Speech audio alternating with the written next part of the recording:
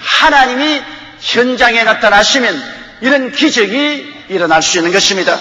다윗과 골리앗도 한 가지입니다. 블레셋 용사 골리앗이 블레셋을 대변해서 이스라엘 진을 향하여 매일같이 도전적인 발언을 했습니다. 모욕을 당하고 꼼짝 못하는 사울과 그 군사들은 어찌할 바를 몰랐습니다. 사무엘상 17장 8절로 9절에 보면 골리앗이 말하기를 너희는 한 사람을 택하여 내게로 내려보내라. 그가 능히 싸워서 나를 죽이면 우리가 너희 종이 되겠고 만일 내가 이기어 그를 죽이면 너희가 우리의 종이 되어 우리를 섬길 것이라. 이와 같이 하루 이틀이 아닌 40일 동안 이스라엘을 모욕하는데 골리앗의 키는 약 2m 가까이 되고 건장한 용사라. 나가서 대적하여 싸울 이스라엘의 장군이 한 사람도 없었습니다. 그들은 골리앗만 나타나면 기절초풍을 했습니다. 계속되는 협박과 강요에도 사울왕과 이스라엘 군대는 아무 대답도 할 수가 없었습니다. 좌절과 절망에 처했습니다. 그때 17살 난 민간인 소년 다윗이 나타나서 그 장면을 보고 그는 분노했습니다. 사울왕에게 내가 가서 싸우겠다. 그래서 17살 먹는 아무런 군대 훈련을 받지 않고 무장도 아니한 목동이 물맷돌 5개 들고 목동의 지팡이 들고 그는 골리앗을 대항해 나갔습니다. 사무엘상 17장 41절에 또 야훼의 구원하심이 칼과 창에 있지 아니함을 이 무리로 알게 하리라. 전쟁은 야훼께서 한 것인즉 그가 너희를 우리 손에 붙이시리라. 이와 같이 담대히 말하고 하나님을 의지하여 다윗이 골리앗을 대적해 나가서 물맷돌을 던짐에 골리앗의 정통 이마에 부딪혀서 골리앗이 앞으로 거꾸러짐에 다윗이 뛰어가서 골리앗의 칼을 뽑아서 그 목을 베어 머리를 휘감았더니 온 이스라엘 지는 용기백비하고 골리앗의 군대들은 혼비백산하고 그날 이스라엘은 대승리를 거두게 된 것입니다. 사무엘상 17장 52절에 보면 이스라엘과 유다 사람들이 일어나서 소리 지르며 블레셋 사람을 쫓아 가이와 에그론 성문까지 이르렀고 블레셋 사람의 상한 자들은 사라임 가는 길에서부터 가데 에그론까지 엎드려졌더라. 여기에서 보면 또한 대역전의 기적이 일어난 거죠. 이스라엘은 누가 보더라도 참패하고 블레셋의 지배에 들어갈 수밖에 없는 운명의 막다른 골목이었죠. 군인도 아닌 목동이 나타났어. 장년도 아닌 소년이 나타났어. 하나님의 은혜로 골리앗을 쳐서 물리치고 대역전의 영광을 가져온 것입니다. 절망은 소망으로, 슬픔은 기쁨으로, 죽음은 삶으로 변화되고 말한 것입니다. 사드락과 메삭과 아벳느고와 느부갓네살 왕과의 관계 체험도 똑같은 것을 우리에게 보여주고 있는 것입니다.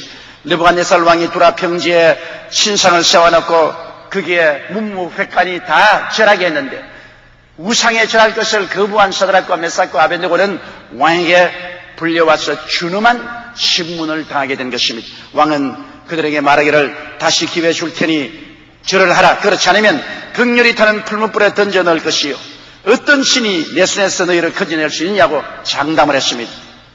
그럴 때 사드락과 메삭과 아벳느고는 완전히 절망에 부딪혔습니다. 하늘에 나는 새도 떨어뜨리고 인간의 생사 화복을 혼자 손에 들고 좌지우지하는 느부갓네살 왕이 진노해서 그들에게 최후 통첩을 내렸는데 그들이 피할 곳이 있습니까? 그들은 유대에서 포로로 잡혀온 새 청년에 불과한 것입니다. 어찌할 수가 없습니다. 이제는 막다른 골목에 처했습니다. 그러나 그들은 담대하게 신앙 고백을 했습니다. 다니엘서 3장 17절로 18절에 만일 그럴 것이면 왕이여 우리가 섬기는 우리 하나님이 우리를 극렬히 타는 풀무 가운데서 건져내시겠고 왕의 손에서도 건져내시리. 그리 아니할지라도 왕이여 우리가 왕의 신들을 섬기지 아니하고 왕의 세우신 금신상에 절하지도 아니할 줄을 아옵소서. 단단한 신앙 고백을 한 것입니다. 왕의 설득에도 불구하고 그들이 불복하자 경노한 왕이 7배나 뜨겁게 한 풀무불에 사드락과 메삭과 아벳느고를 던져넣습니다. 그러나 그 다음 순간에 그들은 놀랐습니다. 세 사람을 던져냈는데 네 사람이 손과 손을 맞잡고 불꽃 가운데서 춤을 추고 있었습니다. 왕은 놀라십니다. 저 넷째 사람은 누구냐? 마치 신의 아들 같구나. 하나님의 아들 예수 그리스도가 보좌에서 뛰어내려 불의 세력을 멸하고 그들과 함께 손을 잡고 춤을 추는 것입니다. 왕이 사드락과 메삭과 아벳느고를 불러내었으니 보니 머리카락도 타지 않고 옷에 그런 흔적도 없습니다. 대역전의 영광이 나타난 것 같습니다. 상광이 변화되었습니다. 다니엘서 3장 29절로 30절에 보면 느부갓네살 왕이 그 장면을 보고 회개하고 변화를 받아 야훼 하나님을 섬기고 그 종이 되었습니다. 그러므로 내가 이제 조서를 내리노니 각 백성과 각 나라와 각 방언하는 자가 물어 사드락과 메삭과 아벳느고의 하나님께 설만이 말하거든 그 몸을 쪼개고 그 집으로 걸음터를 삼을지니 이는 이같이 사람을 구원할 다른 신이 없음이라 하고 왕이 드디어 사드락과 메삭과 아벳느고를 바벨론도에서 더욱 높이니라고 말씀한 것입니다. 그러므로 구약의 많은 사건들 가운데 야훼 하나님이 오셔서 대역전극을 벌린 것을 볼 수 있는 것입니다. 인간으로 볼 때는 최악이요 절망이요 죽음밖에 없는데 하나님이 다가와서 최악을 최선으로 절망을 소망으로 죽음을 삶으로 변화시키는 대역전의 놀라운 역사를 나타내신 것입니다. 여러분, 둘째로 신약에서 보면 하나님께서 삶의 대역전을 가지신 역사를 우리에게 보여주고 있는 것입니다. 예수님은 일반 사람들에게는 사랑받고 존경받는 선생이었습니다. 그러나 유대인들은 예수님을 비난과 모욕을 받는 이단자로 취급했습니다. 로마 사람들은 혁명을 일으킬 수 있는 요주의 인물로 주시를 받았습니다. 결국에 유대인들의 참수를 받아서 예수님은 죽음의 선고를 받고 갈보리 십자가에 매달려 최악의 고난과 수치의 죽음을 당했습니다. 이스라엘 백성들에게는 상상할 수 없는 최악의 사태인 것입니다. 어떻게 그렇게 많은 사랑을 베풀고 자비를 베풀고 기사와 이적을 나타내는 분이 무력하게 순식간에 십자가에 매달려 죽을 수가 있는 것입니까? 예수님의 제자들에게는 좌절이요 절망이요 처절한 슬픔이었습니다. 마가복음 15장 34절에 보면 제9시에 예수께서 크게 소리 지르시되 엘리 엘리 라마 사박다니 하시니 이를 번역하면 나의 하나님 어찌하여 나를 버리시나이까 하는 뜻이더라. 예수님은 처참하게 무능력하게 죽으셨습니다. 그리고 무덤에 장사 지내고 빌라도는 유대인들에게 허락해서 군인들을 보내어 그 무덤을 사흘 동안 철두철미 지키게 하셨습니다. 그러나 대역전의 아침 위대한 부활의 승리가 다가오게 된 것입니다. 마태복음 28장 5절로 6절에 보면 천사가 여자들에게 일러 가로되 너희는 무서워 말라 십자가에 못 박이신 예수를 너희가 찾는 줄을 내가 아노라. 그가 여기 계시지 않고 그의 말씀하시던 대로 살아나셨느니라. 와서 그의 누우셨던 것을 보라. 무덤에 들어간 예수님께 향료를 칠하러 가던 제자들에게 무덤 문은 열려있고 천사가 예수 그리스도의 부활을 선포했습니다. 사도행전 1장 3절로 5절에 보면 해 받으신 후에 또한 저희에게 확실한 많은 증거로 친히 사심을 나타내사 40일 동안 저에게 보이시며 하나님 나라의 일을 말씀하시니라. 사도와 같이 모이사 저에게 분부하여 가라사대 예루살렘을 떠나지 말고 내게 받은 바 아버지의 약속하신 것을 기다리라. 요한은 물로 세례를 베풀었으나 너희는 몇 날이 못되어 성령으로 세례를 받으니라. 예수님이 부활하시고 오순절날 성령을 보내주심으로 죽은 심령들이 살아나고 절망이 소망으로 가득 차고 온 예루살렘과 유대와 사마리아와 땅에까지 그리스도의 부활의 복음이 편만하게 전파되었습니다. 놀라운 대역전극이 벌어진 것입니다. 사탄은 예수 그리스도를 죽여서 완전히 절망에 처하게 하시나 하나님은 그를 일으켜 세움으로 대역전극이 벌어진 것입니다. 그러면 셋째로 우리가 삶의 역전을 우리 스스로의 생애 속에도 체험하기 위해서 우리는 어떻게 해야 될까요? 우리가 이 세상을 살면서 많은 슬픔과 고통과 좌절과 절망에 처할 때가 있습니다. 많은 성도들이 제게 와서 목사님 이제는 살 길이 없습니다. 어떻게 해야 될지 알 수가 없습니다. 그렇게 고백하는 것을 저는 늘 듣고 있습니다. 그러나 우리 예수 믿는 사람들이 안 믿는 사람과 다른 것은 우리에게는 대역전을 가져온 하나님이 계신다는 것입니다. 우린 평범한 사람들이 아닙니다. 하나님의 택하신 족속이요, 왕같은 제사장이요, 거룩한 나라요, 그의 소유된 백성들이기 때문에 하나님이 당신의 자식이요, 당신이 소유한 백성이요, 하나님께서 친히 기르신 양무리들이기 때문에 우리를 역경에 내버려 놓지 아니하고 찾아오셔서 대역전의 기적을 베풀어 주시는 것입니다. 상상을 초월한 놀라운 역사를 우리 가운데 베풀어 주시기 때문에 우리는 소망을 가질 수가 있는 것입니다. 그러면 우리가 삶의 역전을 체험하기 위해서는 어떻게 해야 될까요? 하나님의 뜻을 거역하고 사는 삶을 진실로 회개해야 되는 것입니다. 자기 주장의 삶, 욕심을 따라 산 삶을 회개해야 되는 것입니다. 역경의 시련 중에서는 우리가 제일 먼저 해야 될 것은 회개하는 것입니다. 하나님의 뜻대로 살지 못한 죄를 낱낱이 통회하고 잡아가고 더러운 옷을 벗어 던져버리듯이 그 삶을 통회와 자박으로 벗어서 던져버려야 되는 것입니다. 시편 34편 18절에 야훼는 마음이 상한 자에게 가까이 하시고 중심에 통회하는 자를 구원하시다. 마음에 상하고 통회하면 주님이 가까이 계시고 구원하여 주시는 것입니다. 만일 우리가 우리 죄를 자백하면 저는 미쁘시고 이로우사 우리 죄를 사하시며 모든 불의에서 우리를 깨끗게 하실 것이라고 말했습니다. 죄를 얼마나 많이 지었느냐가 문제가 아니라 그 죄를 버리고 돌아서느냐가 문제인 것입니다. 주님은 회개하고 통회하는 자를 결코 버리거나 무시하지 않습니다. 그렇기 때문에 우리가 고난의 벽에 부딪혔을 때 제일 먼저 해야 될 일은 회개해야 됩니다. 그러지 않고 자꾸 남의 탓으로 돌리고 자기 탓으로 돌리지 아니하고 자기의 가슴을 치지 아니하고 남을 핥히면 버림을 바랍니다.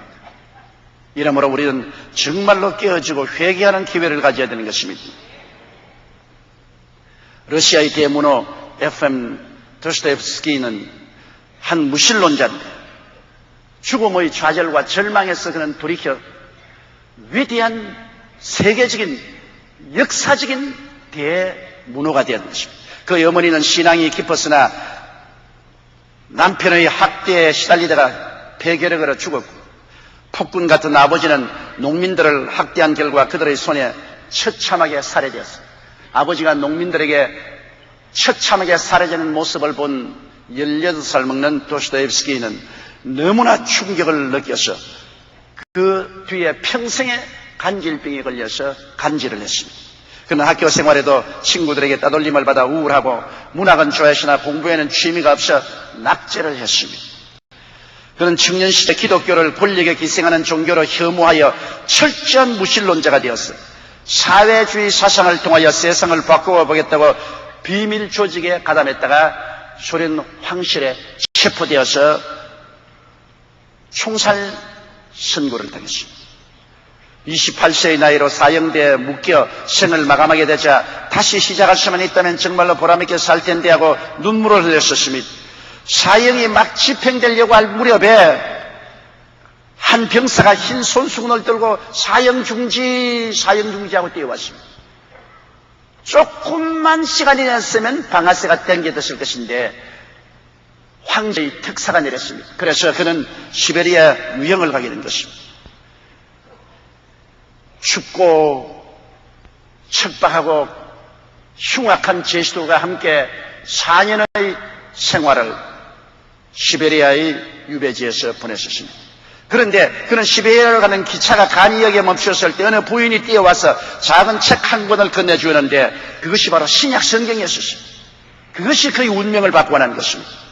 그는 그 성경을 소중히 품에 품고 가서 낮에 혹사를 당하고 춥고 고통스럽고 배부르고 배고프고 괴로울 때 그는 성경을 내서 틈틈이 읽었습니다. 그 작은 성경 속에서 하나님의 음성을 듣고 그리스도를 만났습니다. 그는 나중에 말하기를 누가 내게 그리스도는 진리가 아니라고 증명한다 하더라도 나는 그리스도와 함께 있고 싶다. 나는 예수와 함께 있고 싶다고 말했습니다.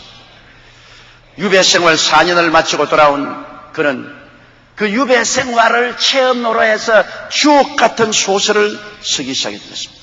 그가 쓴 죽음의 집, 바로 마조포의 형제들, 죄와 불던 수많은 불효의 명작들은 그가 겪은 고통이 작품 속에 절묘하게 스며들어 새롭게 태어난 것입니다.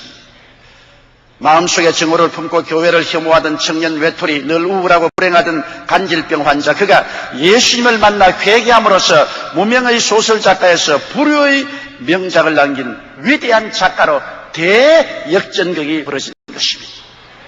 여러분 보십시오.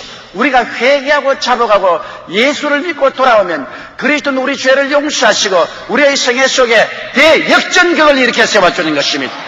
도스토옙스키 같이 그는 학교도 중퇴하고 간질병에 걸리고 국사범으로 시베리아 유형을 가서 처참하게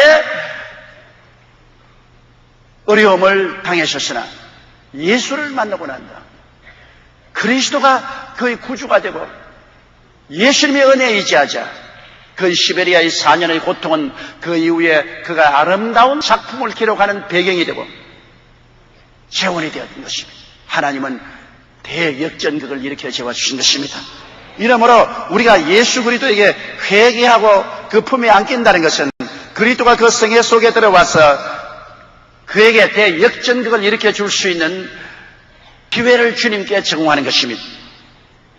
그리고 대역전극을 체험하기를 원하는 사람은 새로운 헌신과 변화를 결심해야 됩니다. 환난과 고난의 터널을 통하는 동안에 깨어지고 옛사람을 버리고 새사람으로 변화되겠다는 강한 결심을 해야 됩니다. 아무리 고난당해도 변화받겠다고 결심 안 하는 사람이 있습니다. 고난을 당하면 당할수록 마음의 원한을 품고 적대적인 감정을 가지고 사회에 대하여 원한을 품고 나오는 사람들이 많습니다. 감옥에 7번, 8번, 10번씩 들락거리면서도 조금도 변화되지 않은 죄수들이 많습니다. 그러므로 우리가 새로운 헌신과 변화를 마음속에 결심해야 우리에게 다가오는 고난이 의미가 되는 것입니다. 고린도후서 5장 12절에 그런 적이 누구든지 그리스도 안에 있으면 새로운 피조물이라 이전 것은 지나갔으니 보라 새 것이 되었다. 우리가 대역전극을 체험하려고 할 때 예수가 들어와서 그 안에서 새로운 피조물이 되는 체험을 해야만 되는 것입니다. 로마서 12장 1절로 2절에 그러므로 형제들아 내가 하나님의 모든 자비하심으로 너희를 권하노니 너희 몸을 하나님이 기뻐하시는 거룩한 산 제사로 드리라. 이런 너희의 드릴 영적 예배니라. 너희는 이 세대를 본받지 말고 오직 마음을 새롭게 함으로 변화를 받아 하나님의 선하시고 기뻐하시고 온전하신 뜻이 무엇인지 분별하도록 하라. 대변화의 결심을 해야 되는 것입니다. 그렇게 해야 하나님께서 우리의 인생에 역전격을 가지고 오시는 것입니다. 그리고는 우리가 고난당할 때 원망과 불평을 거치고 고난을 감사로 소화시켜야 됩니다. 원망하고 불평하고 탄식하면 그의 심신이 반항으로 꽉 들어차고 믿음과 사랑은 떠나가고 죽는 것입니다. 며칠 전에 제가 어떤 훌륭한 걸 만났는데 그분이 교도소에 들어가서 얼마 동안 있었는데 제일 힘든 것이 미움을 사귀는 것이라고 말했습니다. 교도소에 들어갔을 때 자기를 교도소에 집어넣어 준 사람들에 대한 원한과 미움이 너무나 강하게 끌어오르기 때문에 몸부림을 치고 그 미움을 가지고 있다가는 그 좁은 교도소에서 죽고 말 터이니 미움의 문제를 해결하는 것이 가장 어렵더라고 제가 고백을 했습니다. 그는 교도소에서 성경을 읽고 땅을 치고 통곡을 하고 울며 하나님 나를 교도소에 보낸 이 사람들을 용서하여 주시고 나에게 미움을 없애버려 주시옵소서. 이 기도를 늘 하고 그 기도로 말미암아 마음의 미움이 사라지자 마음의 평안이 다가오고 건강을 유지하고 교도소 생활을 끝마치고 나올 수가 있었다고 말한 것입니다. 우리가 고난에 처하게 되면 가장 인간적인 반응은 원망과 불평을 하게 되는 것입니다. 그러려면 점점 더 고난의 가시체에 엉키고 붙잡히게 됩니다. 원망과 불평을 거치고 고난을 감사로 받아들여서 소화시켜야 됩니다. 고난조차도 감사로 받아들이고 그걸 소화시키면 미움 대신에 마음속에 평안을 가질 수가 있게 되는 것입니다.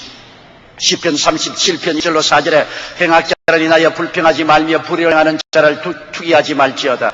또 야훼를 기뻐하라. 저가 내 마음의 소원을 이루어 주시라고 말씀하셨습니다. 시편 50편 14절로 15절에 감사로 하나님께 제사를 드리며 지극히 높은 자에게 서원을 갚으며 환난 날에 나를 부르라. 내가 너를 건지리니 내가 나를 영화롭게 하라고 말한 것입니다. 시편 55편 22절에 내 짐을 야훼께 맡겨버리라. 너를 붙드시고 의인의 요동함을 영영히 허락지 아니하시라고 말씀하신 것입니다. 그러므로 우리가 고난당할 때 우리 마음속에 미움과 원한을 저버리고 하나님을 모시고 예배와 감사와 찬양을 드리며 영혼 속에 깊은 평안과 사랑을 가지는 것이 하나님이 역전극을 일으키게 하는 바탕을 제공하는 것입니다. 그리고 우리는 삶을 역전시켜 주시길 간절히 기도해야 됩니다. 우리가 기도하지 아니하면 하나님이 역사하지 않습니다. 로마서 8장 28절에 우리가 알거니와 하나님을 사랑하는 자 곧 그 뜻대로 부르심을 입은 자들에게는 모든 것이 합력하여 선을 이룬다고 말했습니다. 민수기 23장 19절에 하나님은 인생이 아니시니 시건치 않으시고 인자가 아니시니 후회가 없으시도다. 어찌 그 말씀하신 바를 행치 않으시며 하신 말씀을 실행치 아니하시라고 말씀하셨습니다. 히브리서 11장 38절에 오직 나의 의인은 믿음으로 말미암아 살리라. 또한 뒤로 물러가면 내 마음이 저를 기뻐하지 아니하라고 말씀하셨습니다. 시편 30편 11절에 주께서 나의 슬픔을 변하여 춤이 되게 하시며 나의 베옷을 벗기고 기쁨으로 띠띠우셨다고 말씀하셨습니다. 이와 같이 우리 하나님은 말씀대로 반드시 우리에게 다가오십니다. 물론 우리가 원하는 그 시간에 그때에 역사하지 않을지 몰라도 하나님은 우리가 기도하면 그때로부터 때와 시간을 작정하셔서 하나님의 때에 하나님의 시간에 나타나서 대역전극을 이루어 주시는 것입니다. 우리 성도들의 일생에 크고 작은 수많은 고난과 환난을 당하게 됩니다. 그러나 깨어지고 회개하고 주님께 의지하면 생에 놀라운 역전극이 일어납니다. 왜냐하면 우리 하나님은 역전의 위대한 하나님이시기 때문인 것입니다. 하나님은 창세기부터 계시록까지 인간 고뇌 속에 역사의 소용돌이 속에 나타나셔서 언제나 악을 선으로 어두움을 광명으로 무질서를 질서로 죽음을 생명으로 추를 아름다움으로 가난을 부여로 역전시키는 기적적인 일을 행하신 것입니다. 오늘 여러분 속에 들어온 예수 그리스도와 우리 하나님 아버지는 여러분 생애 속에 역전의 위대한 역사를 베풀기를 원하시는 것입니다. 여러분의 생애가 아무리 혼돈하고 공허하며 흑암이 깊은 후에 있을까 할지라도 그리스도와 하나님이 계시면 어두움은 광명으로 변화되는 것입니다. 무질서는 질서로 변화되는 것입니다. 추는 아름다움으로 변화되는 것입니다. 가난은 부여로 변화되는 것입니다. 죽음은 삶의 영광으로 변화시키는 것입니다. 우리 하나님의 전문적으로 하시는 역사가 대역전적인 것을 알고 여러분께서 운명의 위대한 변화의 손길이 여러분의 삶에 다가올 것을 기대하고 믿고 기도하고 감사하게 되기를 주의 이름으로 축원합니다.